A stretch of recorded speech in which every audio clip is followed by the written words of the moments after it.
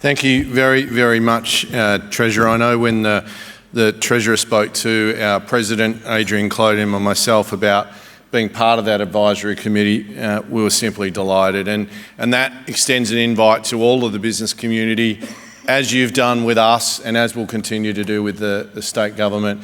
We'll find a way to get the ideas that you help us generate. We'll put them through obviously our policy team as well, and they'll form part of that advisory committee as well. But again, Treasurer, we think it's a great initiative and one we accept, so thank you very much. I think a big round of applause for that committee that's going to be set up. So with that, the Treasurer has agreed to a Q&A. Some will be asked on behalf of us all, and then there will be an opportunity for audience questions. But to do that, I would like to welcome Nine News reporter, 3AW host and Melbourne Press Club Vice President, and another great friend of mine, the delightful Heidi Murphy, to conduct the Q&A.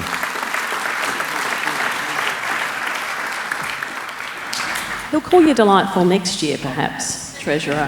He did say good friend, which I was not expecting. This is the first time I've been in this room with you, I think, when there hasn't been a sense of seething anger perhaps coming from the business community in the last couple of years. Now you want to set up a committee with them too? Tell me about that. Testing. Brilliant. Look, we're on. The truth is that I get great satisfaction. I'm invigorated by a policy debate and having a discussion about where the state should be going, what are the best ideas that can propel us to where we all want to be, which is a dynamic economy that has the capacity to cater for all, but actually has a sense of innovation and entrepreneurship that facilitates growth and aspiration. If you think about the Victorian economy, 77% of it, last time I checked, was services-based. And to put that simply, we only subsist, in fact, we only grow on the back of the skills and capacity of our people.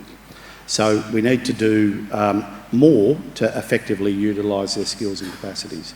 And so if the committee comes to you and says, get rid of your COVID debt levy, get rid of your mental health levy, get rid of more taxes that are on us, lower the payroll rate, you're up for that chat? Don't kill us on work cover.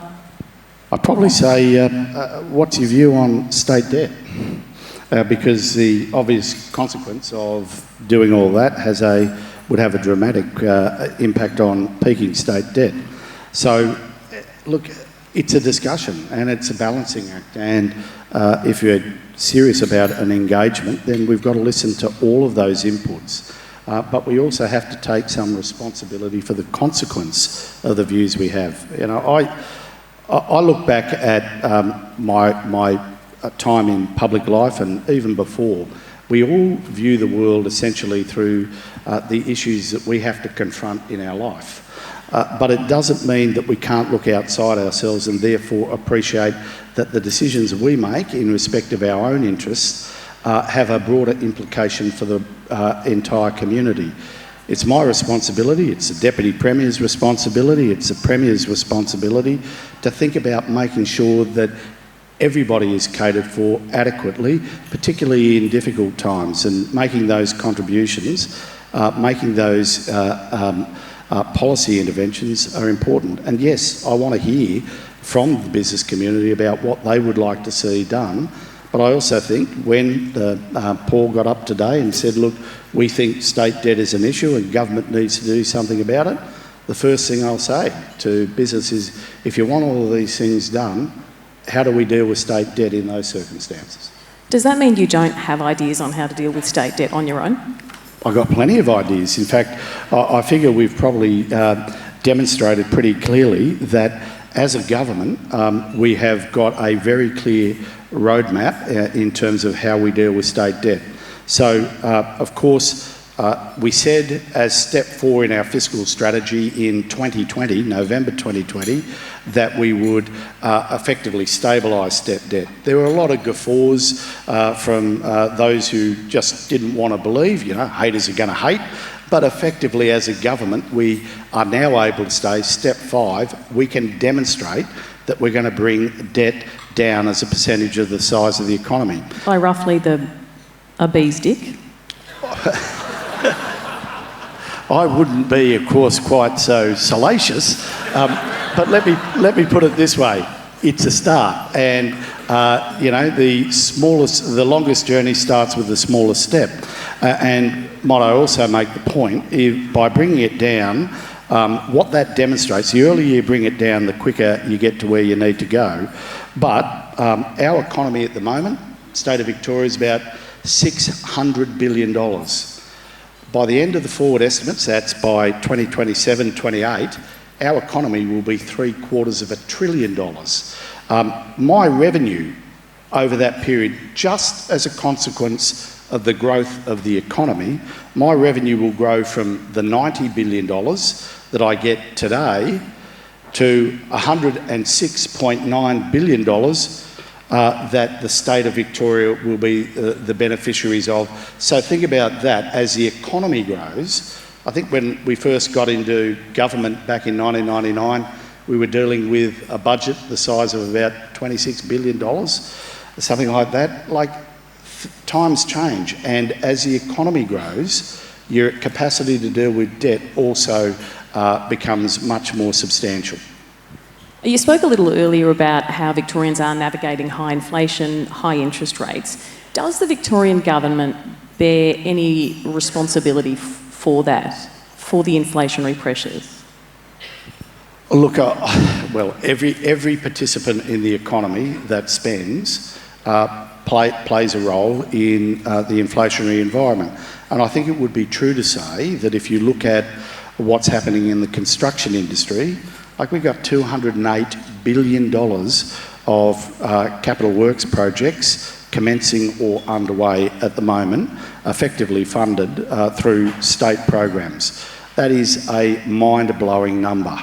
$24 billion in the last financial year was essentially state government investment out of core government or out of consolidated funding to build infrastructure. We're taking that $24 billion down to $15.6 billion on average over the forward estimates going forward. So the aim there is to just take a little bit of air out of the tyres. We know that there is a law of diminishing returns. If you spend too much on infrastructure, if you're fighting the private sector to get your work done as opposed to their work done, if you're fighting other states for the skills that you need, then ultimately you're pushing the price up. So we have to take the air out of it. And yes, I think it's fair to say that with regard to infrastructure, we've had an inflationary effect because we've had great ambitions and we want to get going. But I'd also make the point that as a government, in the total costs of our capital works program, it has cost more than we predicted, but it's cost about 3.9% extra this financial year on our projections, and most of that was extra costs around North East Link. That's not bad, 3.9% when you're looking at a 4.1% increase in inflation. Particularly, we've got a very business-based audience here. Tough times for business. I appreciate you saying there's a lot of things in this budget that will help, and your new advisory committee to take business advice will. Are you confident you have done enough to build business confidence? I think this time last year we were having this conversation and we had other states coming for us. You had premiers of other states saying, come set up business here because it's a much better place to do it than Victoria. Have you done enough to turn that around?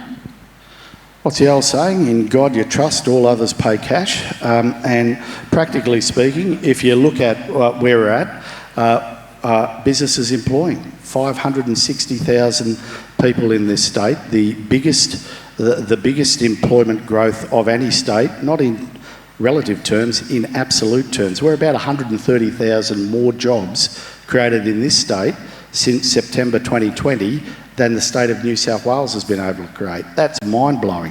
They've got a population a third bigger than ours. But of course, the real test is business actually investing? And the size of business investment, 30% larger than the rest of the nation at the moment. So I don't know, I'll just rely on the stats. Are insolvencies on the way up or down? So it's an interesting question. I do catch up with the CEOs of the big banks and they give us a broad appreciation of it. They are starting to identify distress, but not at a catastrophic level, but they are saying that they're starting to see a bit of distress, and most of that, of course, as you would appreciate, is being identified in the building and construction industry. Now, I could genuinely go all day. I've got way more questions here. Tim knows that, but I do just want to say, if you've got any questions, throw your hand up. I'll just ask you to identify yourself, where you're from, and if we can keep it to a question rather than an editorial, that would be much appreciated. Yes, sir. Thank you, Heidi. Treasurer, Dr. Ed Simons from Melbourne Catholic Schools. Treasurer, just to change the tact a little, there are tens of thousands of hardworking mums and dads who send their children to low-fee Catholic schools across Victoria, who are really struggling financially during the cost of living crisis. Why do their children not matter enough to receive the $400 school saving payment?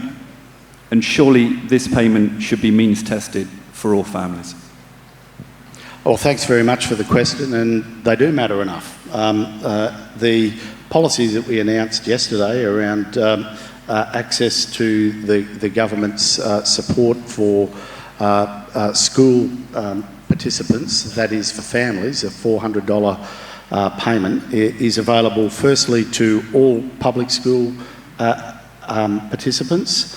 That's about 650,000 thereabouts, and there's about another 50,000 of participants in the private sector schools who have access to a healthcare card, who will also be entitled to those benefits. I hope that answers the question. No. Was there any conversation about means testing it? Well, in effect, that is a de facto means test. Are you saying, should we have means tested public schools? It would have... I remember speaking to Paul Keating about this many, many years ago when he was talking about whether or not why he didn't bother means testing a particular initiative they put in place, and he said, well, the problem is all you're doing is employing a truckload more bureaucrats to check about whether or not people qualify for means testing, and probably the money is better spent basically providing it to those who need it, and perhaps on occasion you'll find a few who don't need it, but it's a better use of money to put it in the pocket of the community, because quite frankly it doesn't matter exactly how well you're doing. Everybody's doing it tough at the moment under the rigours of inflation. But it is relief that's a fair way off. It's not now. Start of the school year, so it's not that far away. And of course, we hope to be able to put it into school accounts before then. And if people I'm looking at the Education Minister and Deputy Premier. He's nodding furiously. I think I got that right. If people do give it back, it just sits on the bank. It sits on the bank, sits on the school's books, or comes back to you. I hadn't even thought about that. Gosh, you'd make a great Treasury official.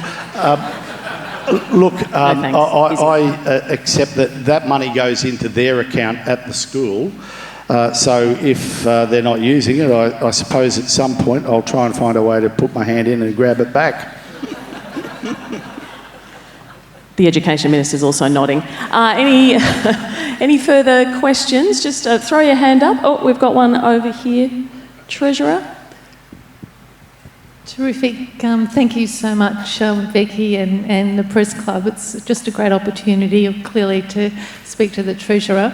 So I'm Marianne Di Giolinato from Maroondah City Council, and thank you, Treasurer, for at least doing a little bit for local government and out our way. We are just so grateful for the LXR work that's been done. They're 6 months ahead of schedule. You have never seen the Dream Capital team in operation unless you come to Maroondah. We can't believe it. Minimal disruption, great results for communities. So again, thank you so much. And I also wanted to say congratulations on the extension of time for early kindergarten, the 3 and the 4-year-olds. It has been a really, not torturous, that's too big a word, but a really tough time at a local government level to try and work out how we were going to do that, because there's not enough bricks and mortar in the land to do it. So I just wanted to say thank you for that. My point is really more to some of the underprivileged that we work with in a local government context, and mental health in particular, young people in particular, women in that 50 plus age group and housing. Just wanted to, I guess, put that on the table, but also say that, yes, there's a little bit in the budget, but what's the longer term approach, I guess, for, in particular, the vulnerable? Thank you. Well, thanks. There's a lot to that, and that was a wonderful question. I couldn't have written it better myself. Firstly, in respect of the suburban rail loop, I understand I might have got a bit of kickback today because I mentioned look along the rail loop route, and you'll note that there's no blue seats along the suburban rail loop anymore. They're all red. It wasn't an observation of politics. It was simply an observation of sometimes you've got to actually acknowledge the will of the people. Are you saying there's no politics in suburban rail loop? I'm telling you, sometimes when people say what they want, you respect it. Not once, but twice at a state election and once in a federal election. So the suburban rail loop is going to massively invigorate the Victorian economy, and it's vitally important that we deliver it because, like, come 2050, the city of Melbourne will have 10 million people in it. We're not planning for that now. We're basically giving up. Plenty more are out in the west. Well, there's plenty more going on for the West too. I mean, who are the principal beneficiaries of the West Gate Tunnel? It's the outer western suburbs of Melbourne. Not public transport users out there. Okay, public transport. When the Metro Tunnel opens up, about 24% improvement in public transport services to the western suburbs. So, look, we are very much, and might I say, we did build $1.3 billion of outer metropolitan arterial roads in the city of Wyndham just recently in order to deal with the growing pressures that they confront. Look, I absolutely accept that government can never be accused of being perfect, and I've never been accused of it myself. But what we can do is make diligent and long-term efforts to get good outcomes for communities who need it. The second part of the question, I forget, but the third part of the question went to mental health. So I'll come back. About the delay in early childhood, the slower rolling out because there wasn't the bricks and mortar or the workforce. It's the mainly the workforce. workforce. It's mainly the workforce that's the problem. So we've got about 13,000, we're short 13,000 childcare workers to effectively be able to deliver this. We are recognising that there are limitations upon our capacity to deliver. So what the delay will effectively be around 4-year-old kinder is effectively moving it from 2032 final delivery to 2036. It will also mean that Geelong, Bendigo and Ballarat and metropolitan Melbourne will be delayed back to that timeline, but the rest of Victoria will be able to access it. What was the third bit? Mental health. Mental health, sorry. So we put something like and help for the vulnerable. $8 billion into mental health along the journey, and particularly since the Royal Commission into mental health. 227 recommendations, all implemented. But I'd be the first to recognise we have a big task ahead of us. And government has to acknowledge that these are not issues that you can say, job done, we put money in, isn't the size of the money impressive, let's move on. We have, I think, quite considerable and continuing problems. We are putting more money into mental health. We're putting more money into protection of women escaping domestic violence, which in many cases often is a demonstration of broader mental health problems. But it's also a demonstration that women don't live securely in our society, and as a community we've got to accept that we've got to do so much better. I'm going to have to jump in here. That was, round of applause for that. I thought I was watching TV ringside there for a moment, so I know we could listen to the interview all afternoon. I must say, Heidi Murphy working blue and Treasurer Pallas channeling Taylor Swift is not something I've seen before.